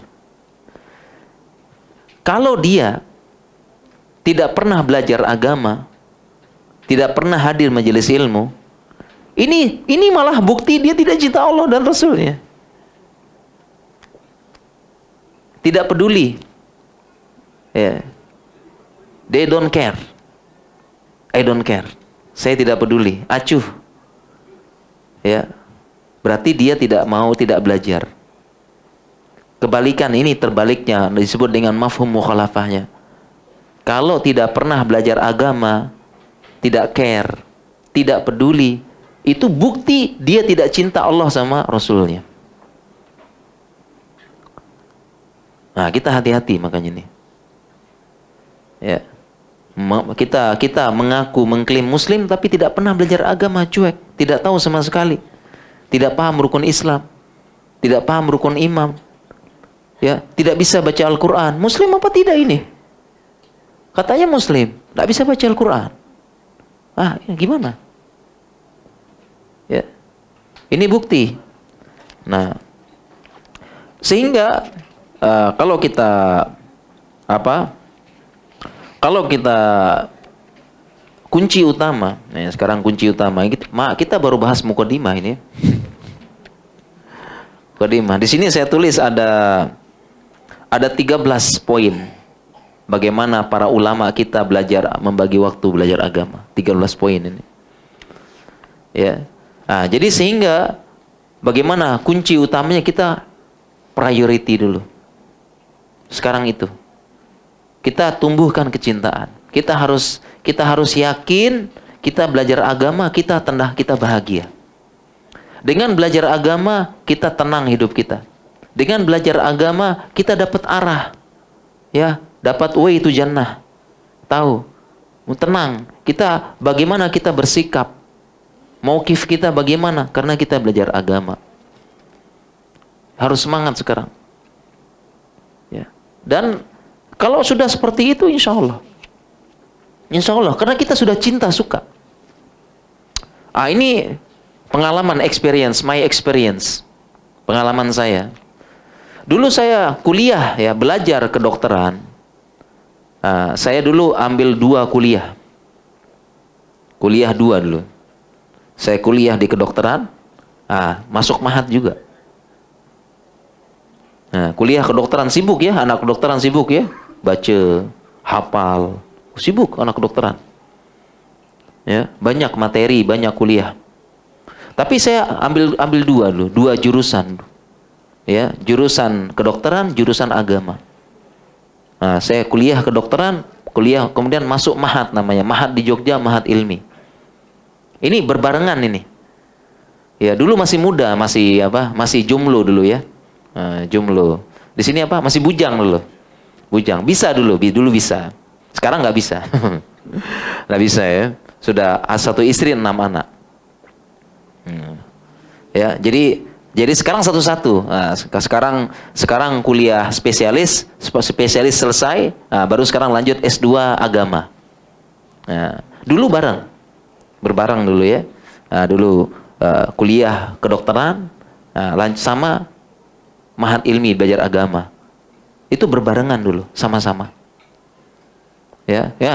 Di kedokteran kita belajar anatomi ya. Anatomi, ya. Pusing, pening. Kok pusing lagi? Pusing ini. Pening, ya. Pening. Ya, apa di sini? Bahasanya apa? Bahasa Malaysianya pusing, Indonesia pusing kan? Apa bahasanya? Pening ya, pening pokoknya ya. Belajar kedokteran pening. Sulit. Hard is hard. Sulit kita. Sulit kedokteran sulit. Anatomi berat. Ya. It's not easy. Berat kita, hard. Belajar kedokteran, belajar anatomi, belajar apa, masya Allah. Ya, ini satu saja kita belajar tulang satu, itu istilahnya lengkap. Nah, ini ada tulang di kaki, tulang kecil di kaki ada bangunan ada di kaki, itu namanya sulcus tendonius musculis flexoris hallucis longi. Nah, itu baru satu itu di kaki, dihafal itu. Baru satu bagian kecil di kaki namanya sulcus tendonius musculis flexoris hallucis longi. Dihafal tuh anak kedokteran. Ya, jangan diaminkan tadi ya. Bukan doa tadi. Khawatir ada yang aminkan tadi, tidak ada. Hafal itu, hafal. Kedokteran belajar. Tapi di situ kita harus belajar di Mahat, kita belajar bahasa Arab. Kita belajar tahsin. Ada setoran hafalan, kita hafal 30 juz, hafal juz 30, juz 28, juz 29. Kita hafalkan matan juga, menghafalkan matan usul salasah, menghafalkan matan kita hafal hadis arba'in juga. Itu di Mahat itu. Hafal hadis arba'in, ini programnya nih, harus hafal hadis arba'in, ya, hafal Al-Qur'an juz 30, juz 29, 28, Al-Baqarah. Hafal. Ya, kemudian belajar bahasa Arab, belajar nahwu, belajar sorof. Belajar. Kemudian kita belajar yang lain-lain lagi, fikih dasar, usul fikih kita belajar di Mahat. Ya, belajar. Dulu saya begitu. Banyak yang tanya, bagaimana bagi waktu ini? Ya, bagaimana bagi waktu kuliah kedokteran berbarengan, kemudian Mahat juga belajar bahasa Arab. Di kedokteran kita belajar bahasa Latin. Karena beberapa istilah kedokteran Latin tadi, sulcus tendinius itu bahasa Latin. Kita belajar. Ya. Anatomi, belajar. Kita belajar otot. Ya, belajar otot. Kita bukan belajar tulang, ya, bukan tulang tapi tulang pakai bahasa Latin. Ya, tulang ulnaris, tulang radius, belajar. Ya, extension, flexion, distal, ya, proximal, gitu belajar. Ya, distal jauh, proximal dekat. Bahasa Latin. Belajar. Di satu sisi kita belajar bahasa Arab. Di satu sisi Inggris wajib ya, karena semua buku Inggris. Ya. Pakai Inggris dulu semua bukunya. Wajib. Ya, petunjuk, pedoman Inggris semua, full. Harus. Bahasa Arab belajar, bagaimana kita bagi waktu. Ya, dulu berbarengan. Jawabannya karena kita sudah cinta duluan. Jawabannya apa? Karena cinta, mahabbah, suka. Ya, jadi kita ba'da subuh, selepas sholat subuh kita belajar bahasa Arab. Selepas sholat subuh belajar tahsin habis sholat subuh. Nanti maghrib belajar lagi. Tapi karena kita suka, kita cinta, senang. Misal begini, saya di kedokteran belajar anatomi, pening ya, pening. Ya, bukan pusing ya, pening. Aduh. Pening. Tapi ketika saya maghribnya saya belajar bahasa Arab, saya jadi senang. Itu sudah sebagai hiburan, tasliyah, entertain itu bagi saya saat itu. Ya, karena kenapa? Karena saya suka, cinta, hobi, mahabbah dengan ilmu agama. Itu menjadi entertain bagi saya, jadi hiburan, tasliyah. Ya, jadi saya pusing, paginya pusing kedokteran ya, pening gitu ya, pening. Ya, belajar anatomi, belajar fisiologi, belajar skill, ya, skill menjahit, ya, skill skill sirkumsisi, belajar. Tapi ketika kita buka tafsir, senang. Ya, kita belajar kisah ulama, senang.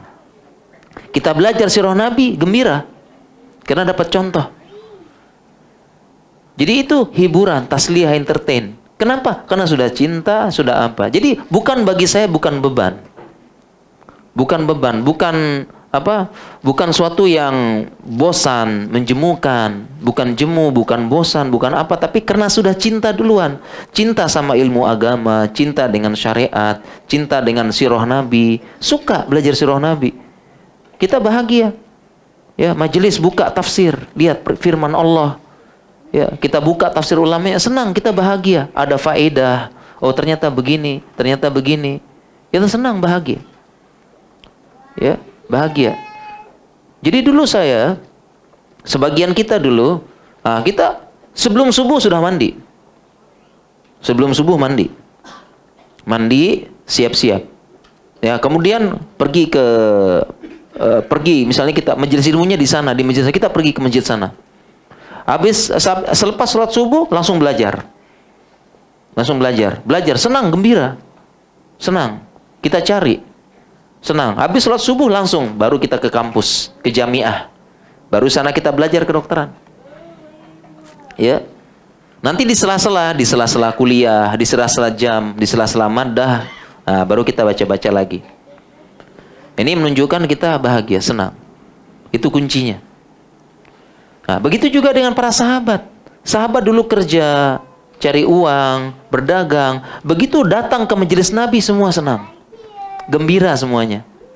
Entertainnya mereka. Hiburannya mereka. Tasliyahnya mereka sahabat. Ya. Datang ke majelis Nabi baru. Bahkan sampai-sampai sahabat bilang, ya Allah. Selalu sahabat namanya Qad nafaqa Hanzalah. Ada sahabat namanya Hanzalah. Dia berkata pada Nabi, wahai Nabi, ya, kok saya Hanzalah, sudah munafik katanya. Kenapa? Iya, kalau kita kerja, kita ingat dunia, kita ini dan sebagainya. Ya, tapi ketika hadir di majelis Nabi, kita ingat akhirat, kita senang, ya, ingat Allah dan sebagainya. Ya, sehingga dia merasa munafik. Hanzalah ini, dia mengadu kepada Nabi. Kenapa? Ya, sama. Ya, kita sudah cari uang pusing apa, ingat dunia, ingat apa, gini. Tapi ketika hadir di majelis ilmu, baru kita beriman lagi katanya. Beriman, kita senang, kita bahagia. Saya merasa munafik katanya. Kemudian Nabi SAW menjawab, itu bukan munafik. Ya, itulah sidqul iman. Justru itu tanda keimanan. Itulah sidqul iman. Itulah kejujuran, kebenaran keimananmu. Ya, itu tandanya seperti itu. Dan itu normal, it is normal, something normal.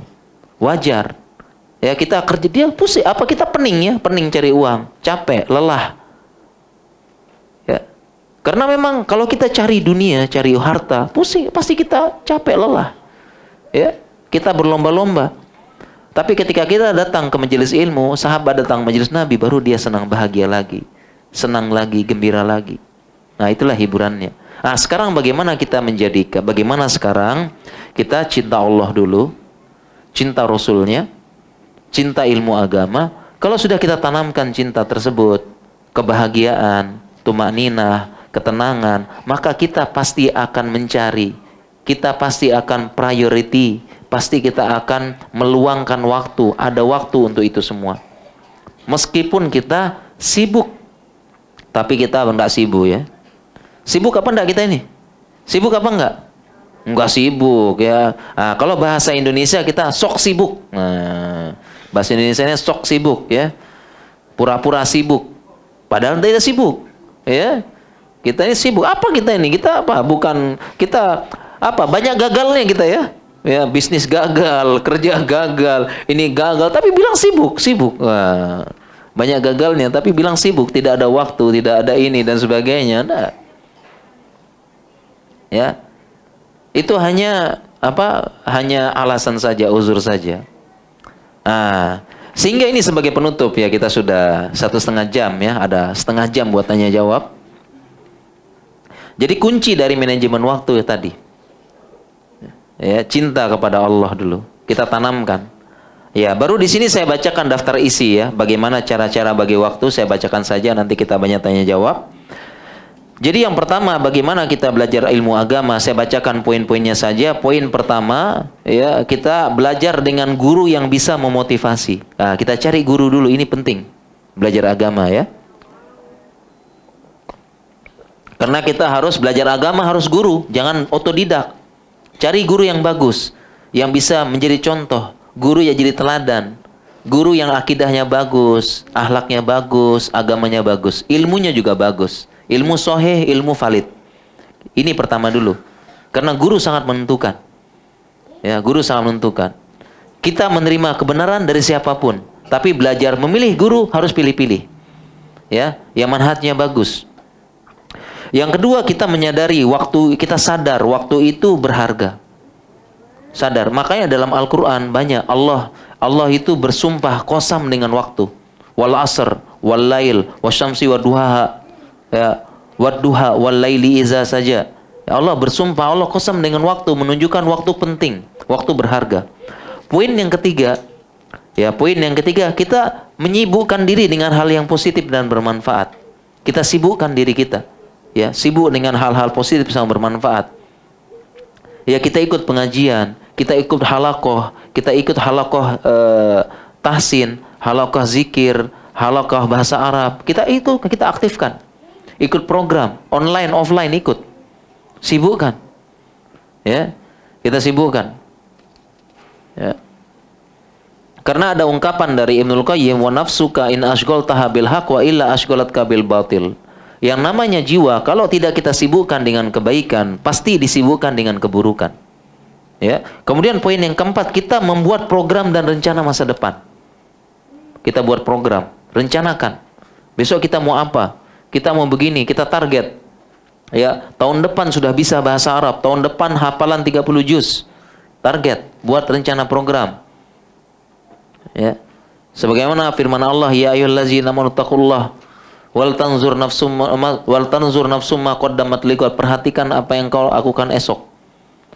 Ya, kemudian poin yang kelima, ya, amalan sedikit tetapi terus-menerus dan istiqomah.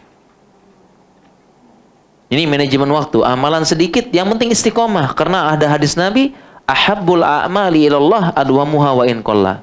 Amal yang paling Allah cintai yang sedikit tapi istiqomah. Nah, yang bikin kita tidak berhasil, kita pengen langsung sukses, langsung berhasil. Padahal yang benar sikit-sikit tapi istiqomah. Itu yang sahih dan itu ada hadisnya. Ya, kadang-kadang kita langsung pengen bisa bahasa Arab, kita langsung tak bisa, harus pelan-pelan. Ya. Sikit-sikit tapi istiqomah. Ya. Kemudian yang keenam, kita istiqomah belajar agama. Bagaimana cara istiqomah? Kita pilih teman yang baik. Ya, bagaimana cara bisa istiqomah belajar bahasa Arab? Cari teman yang semangat belajar bahasa Arab. Ini gitu ya. Nah. Kemudian yang ketujuh, kita menggunakan golden time belajar agama. Ada golden time-nya. Golden time-nya kapan? Selepas subuh sama selepas maghrib. Karena dari duha sampai maghrib kita banyak urusan ya, banyak perkara, kerja apa dan sebagainya. Bisa kita belajar selepas subuh sama selepas maghrib. Kemudian yang ke-9, kita ikut program. Ikut program belajar agama. Ya, kita ikut daftarkan diri, daftar. Ya, kita daftarkan diri kita. Ya, kita register. Daftarkan, ikut program. Ya, insya Allah di Malaysia banyak program-program ya. Program apa? Program tahsin, tajwid, ikut semuanya, ikut. Ya, karena supaya istiqomah harus ada program. Tak bisa kita belajar bahasa Arab kita program sendiri, belajar sendiri, tak bisa. Ya, kita buka-buka nanti buka HP jadinya. Iya kan? Ya, pertama kita belajar. Ini belajar. Nah, 10 menit buka buku, 10 menit buka HP. Nah, baca lagi nanti, buka lagi, ya, HP lagi, buka lagi, akhirnya yang ini lebih lama. Ya, ini yang lebih bertahan. Jadi kita ikut program, jangan sendiri. Kemudian poin yang ke-10, ada waktu untuk muhasabah. Muhasabah, evaluasi.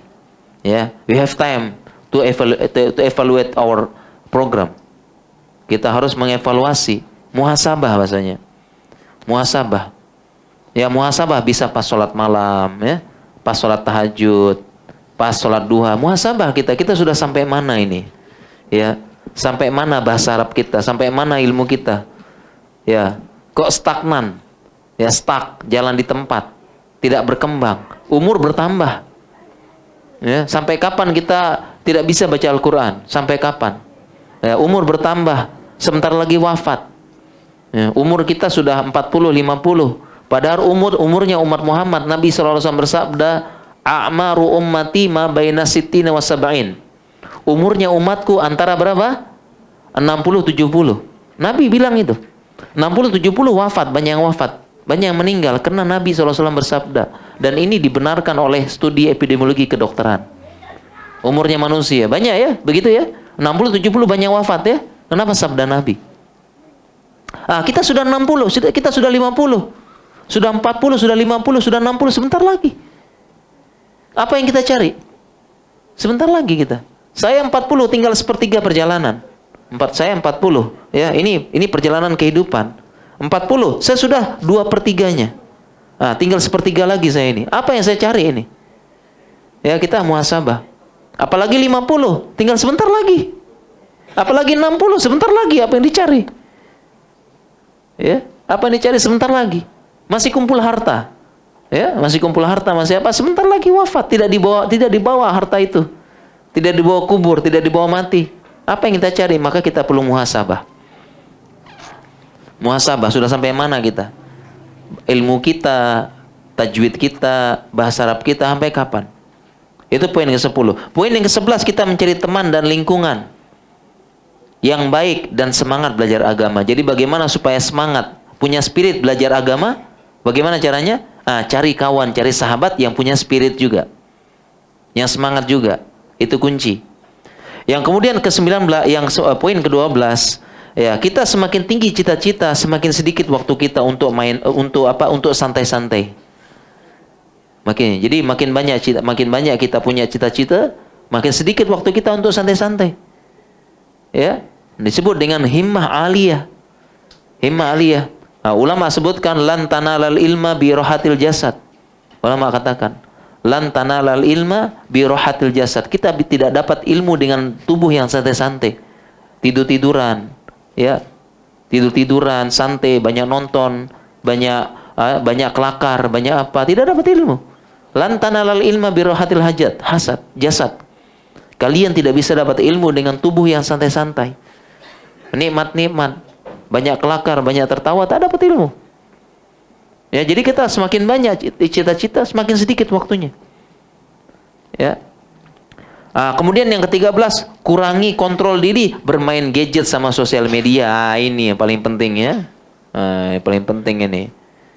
Gara-gara ini tak jadi belajar kita. Ini, gara-gara ini tidak jadi menuntut ilmu, gara-gara ini. Ya, ilmu dunia dan akhirat nggak jadi belajar gara-gara ini. Maka kita kontrol. Kita kontrol. Bagaimana cara kontrol? Kemarin kita sudah bahas ya. Cara kontrol. Pertama, kita kontrol waktunya.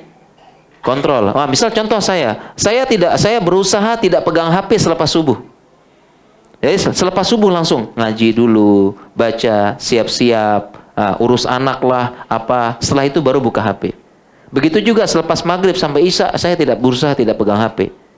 Ya, berusaha. Kita taruh HP-nya. Selepas maghrib isya apa? Baca Quran, ngobrol sama keluarga, bantu anak mengerjakan tugas, ya, wajibah manzili. Kita bantu anak-anak, ya, kerja, ngobrol sama istri. Setelah itu baru buka HP lagi. Kita kontrol. Jangan sepanjang hari. Sepanjang hari pegang HP, dikantongin terus, ya. Ke kamar mandi bawa HP. Ke kamar bawa HP, ke toilet bawa HP, ya, buang hajat bawa HP. Ya, dipegang, dikontrol, waktunya dikontrol. Ya. Kemudian bagaimana kita kontrol juga apa yang kita lihat. Ya, kontrol pertemanan. Ya. Teman, sahabat online kita, siapa? Pilih yang baik-baik. Pilih yang bagus-bagus, kita kontrol. Ya, kita kontrol. Begitu juga kita belajar, kita HP jangan taruh di meja. Waktu kita belajar, di atas meja buku saja, jangan ada HP. Ya, karena kalau di sini buku, di sini HP, mana yang kita pegang nanti? HP pasti HP nanti ya. Makanya saya juga begitu. Sekarang ini saya tulis buku segini, ini segini, ya. Kemarin segini tebalnya kan? Buku ini ya, ini buku karya semuanya segini tebalnya. Ini baru sebagian, belum semua. Ya, segini. Ini kalau saya pegang HP tidak jadi nih buku ini. Bagaimana cara tulis? Bagaimana saya tulis buku setebal ini kalau saya pegang HP? Bisa tidak? Nggak bisa. Nggak bisa. Ya, ini buku ini baru sebagian ini. Saya punya puluhan buku tulis. Ya, puluhan buku. Ya, ada yang sudah dicetak, ada yang sudah habis. Maka saya bawa sebagian saja ini buat hadiah. Ini kalau saya pegang HP terus, nggak bisa tulis buku. Nah, maka bagaimana tips saya? Waktu saya tulis buku, HP saya taruh jauh-jauh. Ini HP nih. Pernah saya lagi tulis, tiba-tiba bunyi nih, kering, kering, kering, kering. Wah, saya buka dulu. Nah, saya taruh lagi. Tulis buku lagi, belajar lagi. Kering, kering, kering, kering. Akhirnya saya lempar di kasur. Terus, nanti dulu itu nggak jadi kerja. Akhirnya lanjut lagi. Itu. Jadi ini memang kalau belajar ini jangan ini. Jangan satu meja, jangan berada di meja kita. Kunci mau belajar. Nggak bisa, ini tidak jadi ini buku tebal-tebal kayak gini, nggak jadi kalau ini. Ya, HP ini kunci. Kunci jangan. Ya, seperti itu. Nah, begitu juga ini kenapa? Ya, kenapa saya bisa menjelaskan tanpa buka buku? Karena saya hafal buku ini. Karena saya yang tulis. Ya. Nah, kalau pakai HP tidak bisa. Ya, tidak bisa. Jadi hafal. Nah, jadi kadang-kadang kalau saya kasih kuliah, kadang-kadang nggak lihat catatan. Kenapa sudah hafal? Karena saya tulis sendiri. Ya, dan itu semua tidak bisa kalau HP nggak bisa. Tak bisa ya. Nah, kalau mungkin yang lain-lain kan bawa laptop ya, bawa tab, bawa apa. Tapi karena kita sudah tulis sendiri, udah tinggal ngomong. Ya, hafal. Dan ini tidak bisa kalau saya pegang HP. Ini kita bagaimana how to manage our time. Ya. The biggest ya, yang paling besar ya, paling besar sebagai penghalang itu ini adalah HP. Nah, ini bagaimana kita. Ini poin yang ke-13, manajemen waktu. Ini kita hati-hati, perlu bijak lah. Ya, bijak pakai HP ini, kita kontrol time-nya, waktunya supaya kita bisa belajar agama atau belajar secara umum, ilmu dunia bermanfaat dan ilmu akhirat. Ya. Baik, kita cukupkan materi sampai di sini insyaallah. Kita ada sisa waktu untuk tanya jawab. Untuk tanya jawab saya mana ya anunya nih Ustadz Tolha, saya serahkan biar tidak rebut.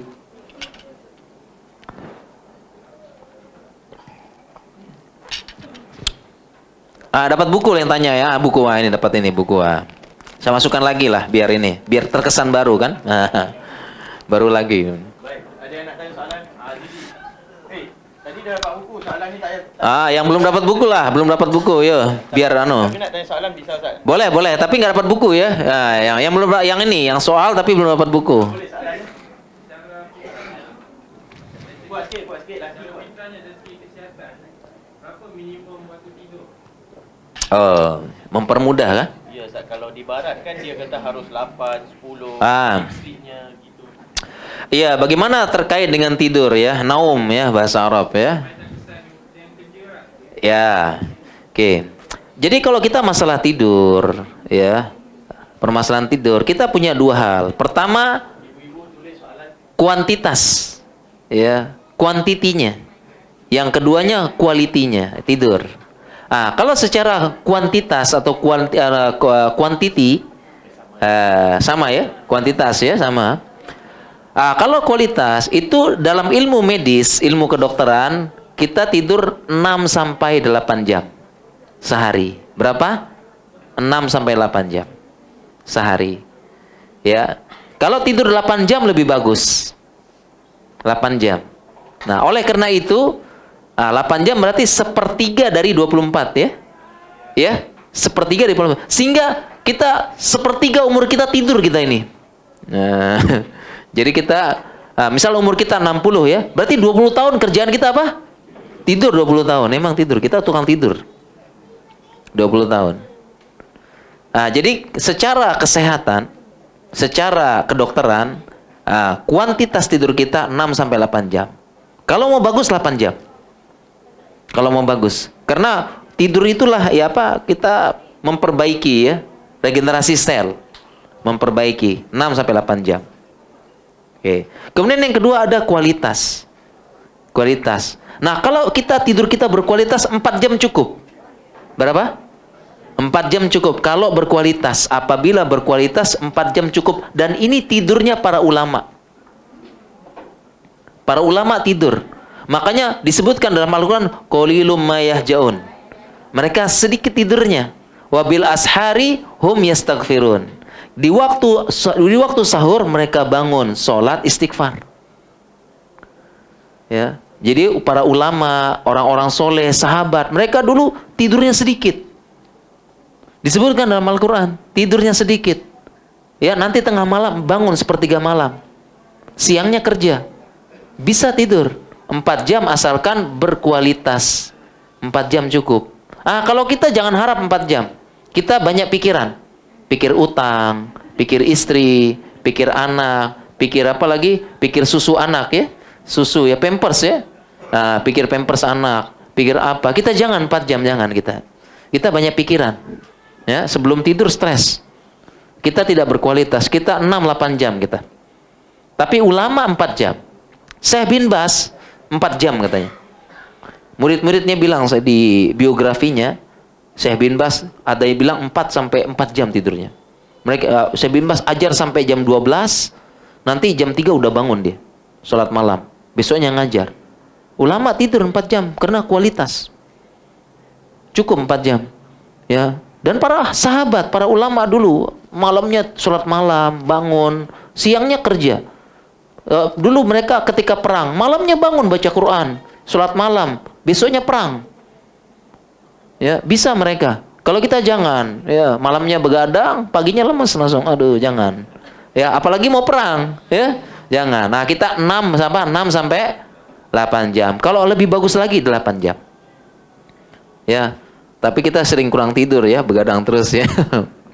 Begadang. Iya, soalnya begitu. Begadang ataupun berjaga lewat malam, Ustaz. Tapi kebanyakan kalau kita dibaca salam, Iya. Nabi anjurannya setelah Isya langsung tidur kan, tapi Iya. setelah Isya masih ada kajian. Iya. Setelah kajian di siang hari nggak sempat olahraga. Iya. Jadi ada yang kayak kita kemarin kan. Iya. Selesai kajian langsung badminton atau pickleball. Iya. Jadi gimana itu? Boleh ya. Jadi kalau kita bicara tidur, memang waktu ideal ya, idealnya ya. Idealnya itu memang setelah Isya tidur. Ini ideal. Berdasarkan hadis karena ada sahabat karena Nabi sallallahu alaihi wasallam yaqrahu an-nauma qabla Isya wal hadisa ba'dahu. Ya, Nabi sallallahu alaihi wasallam itu membenci, tidak suka tidur sebelum Isya dan ngobrol-ngobrol setelah Isya. Bincang-bincang setelah Isya. Ya, jangan tidur sebelum Isya supaya tidak ketiduran. Nah, setelah Isya juga jangan ngobrol-ngobrol. Lalu apa? Ulama bilang tidur. Ini yang ideal. Tapi kalau kita punya hajat tidak apa-apa. Ya, ada hajat penting bermanfaat, kajian, ngobrol sama istri, sama anak, apa? Kita ngobrol boleh. Ya, boleh. Dan tidur itu kan akumulasi. Akumulasi ya. Memang mayoritasnya malam. Nah, oleh karena itu kita tidur siang. Tidur siang namanya qailulah. Nah, itu sunnah qailulah, tidur siang. Kita akumulasi. Ya, kayak saya tadi malam tidur 4 jam berarti kan? Nah, 4 jam, tapi tadi tidur siang. Qailulah. Nah, tidur siang 2 jam, 6 jam jadi cukup lah. Kayak gitu. Nah, jadi ini apa namanya? Tapi boleh kita begadang, tapi jangan jadi pola hidup. Tidak terus-terus boleh. Boleh. Kalau dahulu saya kerja shift, Ustaz. Kadang-kadang masuk 12 malam, keluar 9 pagi. Itu hari-hari. Nah, boleh, tapi tidak terus-terus kan? Tidak terus-menerus ya. 3 bulan rotation, 3 bulan rotation. Tapi tidak terus-menerus kan? Boleh. Jadi kalau begadang boleh. Asalkan tidak terus-menerus. Boleh. Karena sebagian sahabat juga sama. Ya, bahkan kita bulan Ramadan gimana? Ya, sepertiga akhir Ramadan gimana? Begadang tidak tidur. Kan? Boleh tapi asalkan tidak tidak jadi pola hidup terus-menerus kan? Ada rotationnya kan? Ada change, ada apa. Jadi itu boleh.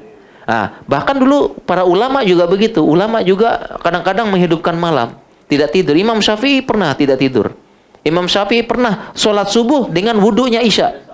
Boleh, insyaallah. Ya, seperti itu ya.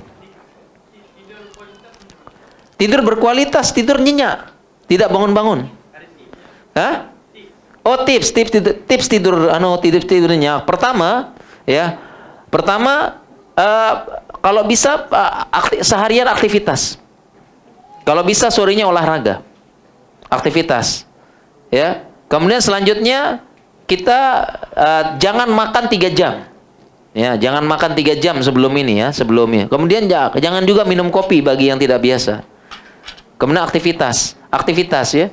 Aktivitas sore. Jadi kalau sorenya lelah, aktivitas atau exercise, workout sorenya, malamnya nyenyak tidur. Ya. Kemudian habis itu pikiran harus apa ini? Jangan pikir utang, nggak bisa tidur. Pikir utang, pikir nikah lagi apalagi nggak bisa. Jangan, nggak bisa tidur itu. Ya, karena di sebelahnya istri pegang panci kan, ya. Nggak bisa tidur kan? Tidur. Jadi kita tenangkan pikiran dulu ya, berzikir. Makanya ada zikir kan, zikir sebelum tidur ya. Ada askar qoblan naum. Askar ya qoblan naum kan, zikir kan, biar tenang pikiran. Berarti itu tips-tips supaya tidur berkualitas, insyaallah ya. Siap? Ini bersama muslimah. Mungkin ini yang dapat hadiah ya. Ya. Iya, pertama apa teknik yang mudah untuk konsisten dalam menghafal? Waduh, saya juga sama nih. Menghafal kurang, apalagi sudah tambah usia udah sudah berkarat ini. Ya. Bagaimana konsisten supaya bisa menghafal? Jawabannya dilatih. Melatih. Ya, bagaimana bisa supaya saya juga sama, kuliah kedokteran hafal terus dulu. Hafal terus. Bagaimana caranya? Ya kita melatih jadi bagaimana bisa menguatkan supaya hafalan kuat? Dilatih juga hafalan. Jadi hafalan dilatih. Karena hafalan itu termasuk skill juga, skill. Jadi bagaimana kita bisa hebat main bola, kita latih skillnya. Kita latih skillnya. Bagaimana bisa hebat main badminton, kita latihan. Nah, bagaimana bisa kuat menghafal, latihan. Kita hafal terus, nanti kalau kita hafal terus otak kita berkembang ya, nanti muncul rugai-rugai dan sebagainya.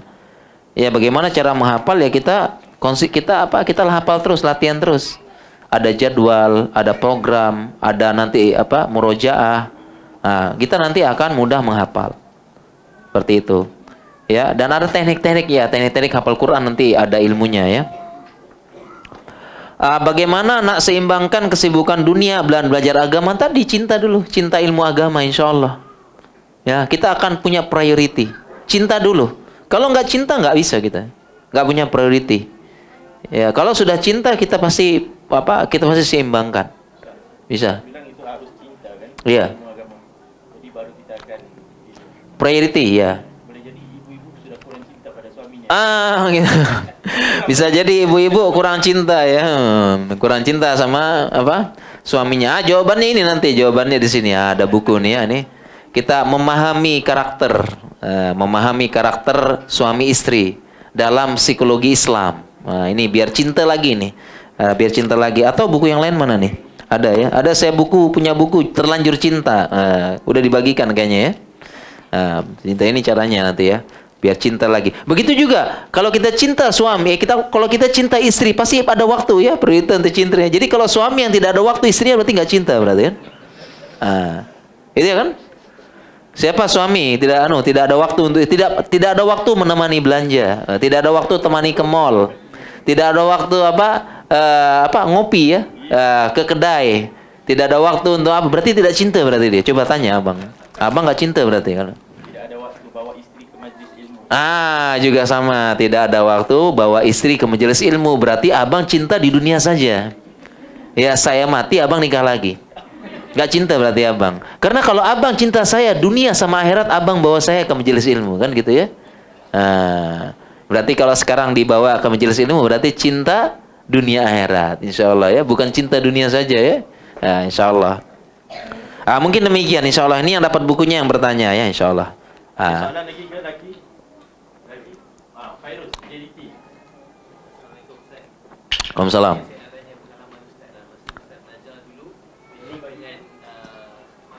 Iya. Dalam medik kemungkinan dia ada perbezaan dalam sudut Islam. Macam mana Ustaz nak menerima perbezaan itu? Kadang ada orang yang memberontak, dia tak boleh terima. Iya. Ustaz menerima benda itu dari Iya. pandangan Ustaz. Iya. Ini kan bagaimana kan belajar kedokteran, belajar ilmu agama. Bisa jadi kita belajar kedokteran ada yang tidak sesuai, ya tidak sesuai dengan ilmu agama. Bagaimana? Ya, tentu kita berusaha sebisa kita. Bahasanya Allah berfirman, "Fattaqullaha mastata'tum." Bertakwa semampu kita. Bisa jadi tadi kita berontak. Misal misal saya belajar anatomi. Belajar anatomi ya, tahu anatomi ya jemaah ya? Belajar anatomi. Saya belajar anatomi laki-laki dan perempuan. Kan tidak mungkin saya belajar anatomi laki-laki saja ya. Saya belajar anatomi perempuan. Belajar semuanya. Belajar semuanya, belajar ininya, belajar anatomi semuanya. Saya lihat gambar laki-laki, lihat gambar perempuan. Saya belajar, kita sebut namanya kadaver. Kadaver ya. Kadaver laki-laki, kadaver perempuan. Kita belajar. Kadaver itu mayat ya, mayit kita belajar. Jadi kita belajar sama mayit langsung. Mayit kita belajar. Mayit laki-laki, mayit perempuan kita belajar. Semuanya. Bukan. Kita belajar langsung kepada langsung belajar. Memang ada patungnya, tapi ada ada apa? Mayitnya kita belajar. Karena kan harus belajar, kita bongkar-bongkar kan? Bongkar nih venanya, harus lihat tuh. Ini venanya, ini jantungnya yang benar, supaya kita tahu yang benar. Kita belajar dengan mayit, namanya kadaver namanya. Kita belajar anak kedokteran. Contoh kita belajar, kita bukan kadaver ini bukan laki-laki saja, perempuan juga ada. Belajar. Perempuan, kadaver. Itu tidak pakai baju. Kemudian kita masuk ruang operasi. Ruang operasi, tidak pakai baju juga. Jadi kita lihat aurat. Berontak enggak ini? Berontak. Iya kan? Berontak. Bagaimana? Tetapi disitulah kita berusaha bertakwa semampu kita. Fattaqullaha mastata'tum. Karena kita tidak bisa menghindari semuanya. Kita berusaha bertakwa semampu kita dan kita pelajari, tapi kita belajar secukupnya, belajar seperlunya, dan kita meyakini ini sebenarnya tidak boleh. Kita darurat namanya. Boleh. Ya, kita belajar. Ya, jadi kita bertakwa semampu kita. Ya, kita berusaha sebisa mungkin. Contoh misalnya, kadang kalau kita periksa pasien, pasien laki-laki perempuan tidak bisa kita tolak, pasien perempuan tidak bisa kita tolak kan? Ya, masa kita bilang mau periksa, maaf bukan mahram, mau pergi. Enggak gitu kan.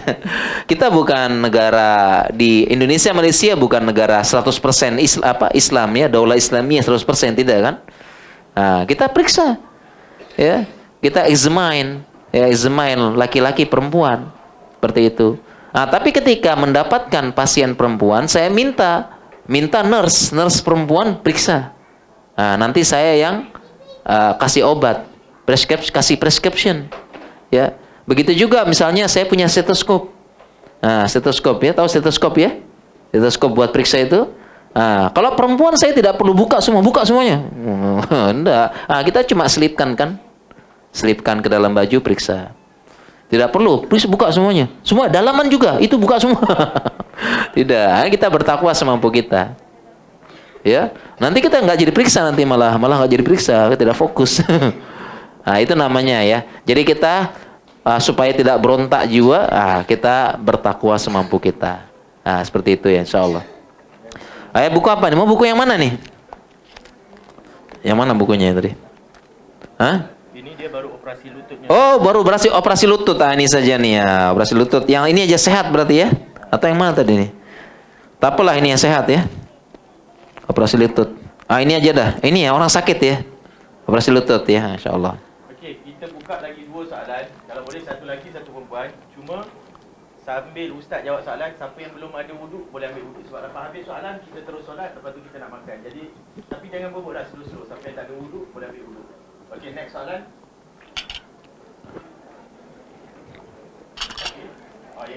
Iya, satu perempuan, satu laki-laki ihwan. Ahwat ya, satu ihwan, satu ahwat. Boleh? Waalaikumsalam. Bagaimana cara kita bisa membedakan antara uzur yang biasa saja atau uzur syar'i? Jadi terkadang misalnya kita bekerja sama dengan orang muslim yang nge-set meetingnya itu waktu jam-jam sholat. Itu gimana? Ya, bagaimana kita membedakan uzur syar'i sama uzur gairu syar'i ya? Ya, misalnya contoh atasan kita, bos kita non muslim seperti itu ya. Jadi bagaimana dengan sholat gitu? Sebenarnya kita kalau memang ada aturan sholat, ada aturan, kita apa? Kita izin kan? Izin, kita izin. Kalau memang tidak bisa, kalau memang dia tidak kasih izin, itu uzur. Uzur berarti kan? Boleh kita tidak apa? Boleh kita sholat, boleh terlambat tapi masih dalam waktunya. Inna sholata kana alal mu'minina kitaban mauquta. Setiap sholat itu ada waktunya. Itu kemudahan berarti. Ya, makanya dikasih waktu. Ya, sholat subuh sampai ini, sholat zuhur sampai ini. Itu kan uzur bagi yang tidak bisa tepat waktu. Nah, jadi boleh ya. Memang kalau memang ada rapat atau ada kuliah atau apa, ada kerja apa, boleh. Apalagi kalau kita belajar fikih, sholat zuhur sama sholat isya boleh ditunda, boleh ditunda karena ada uzur. Termasuk sholat isya ini kan boleh kita tunda karena ada uzur secara fikih. Ya, jadi boleh. Nah, jadi bagaimana tahu kita ya belajar ya seperti itu. Itu uzur syar'i insyaallah. Ya, hadiahnya apa nih? Sudah nikah kah? Udah berapa punya anak? Udah nikah? Oh ya. Apa yang kita kasih nih? Hah?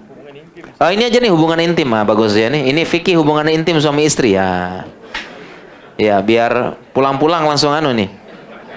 Ya, selepasnya langsung. Ibu-ibu atau ini ada soalan mau tulis atau langsung tanya? Satu ada lagi. Itu ada, boleh. Bolehkah kita timbang ke dunia akhirat? Iya. 50, akhirat 50. Pertanyaan bagus. Bolehkah kita seimbangkan dunia akhirat? Dunia 50, kemudian akhirat 50. Jawabannya tidak. Jawabannya akhirat 100%. Kenapa? Karena ayat Allah Subhanahu wa taala, Allah berfirman, "Wabtaghi fima ataqallahu darul akhirah. Wala tansa nasibaka minad dunya." Jadi yang kita carilah ayat tersebut, carilah dari bagian kalian kehidupan kita ini pertama akhirat. Jadi akhirat itu 100%. Nah, baru dunianya ini mengikuti ya ikutannya. Ya, wala tansa nasibaka minad dunya, tapi jangan ikut dunia. Jadi semua yang kita lakukan ini di dunia ini 100% untuk akhirat. 100%-nya. Kita kerja akhirat karena kerja ibadah. Cari nafkah ibadah, perintah Allah. Jadi semua yang kita lakukan niatnya untuk akhirat. Kita nuntut ilmu, saya jadi dokter. Saya niatkan untuk akhirat. Nanti bisa bantu orang, bisa kerja, cari nafkah untuk akhirat. Dan itu semua perintah Allah. Cari nafkah perintah Allah, bantu orang perintah Allah, membantu pasien perintah Allah. Jadi kita demikian juga yang kerja di kantor itu kan menunaikan perintah Allah, cari nafkah. Nah, jadi semua yang kita lakukan niatnya di dunia ini 100% untuk akhirat. Ya, jadi intinya ditanya bukan 50%. Bukan gitu seimbang. Ya, tapi niatnya, orientasinya untuk akhirat, apapun yang kita lakukan di dunia ini. Ya, makanya ada ibadah mahdhah, ibadah ghairu mahdhah. Ya, ibadah murni, sholat, zakat, ya, haji, ibadah ghairu mahdhah. Ya, seperti bekerja, seperti jalan, apa semua diniatkan untuk olahraga pun juga ibadah. Olahraga, karena niat kita apa? Supaya kuat, supaya jalan, supaya kuat kuat tawaf. Nah, jadi tadi kita kan keliling tadi ya, jalan-jalan ya. Keliling di KLCC ya, keliling-keliling. Nah, kita niatkan supaya nanti kalau kita tawaf kita kuat. Nah, jadi 100% untuk akhirat. Seperti itu kan. Apalagi tadi sama putarannya juga ya, lewat gini ya. Cuma tadi 3 putaran tadi ya, kurang. Bisa kita tambah ya 4 putaran gitu ya. Ini pertanyaan bagus insyaallah ya, siap. Ini hadiah aja yang tebal saja nih. Nah, ini.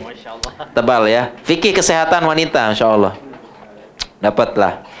Itu fikih kesehatan ya buat wanita, tentang haid, tentang apa ya, cesar dan sebagainya insyaallah. Cukup ya insyaallah jam 10 ya.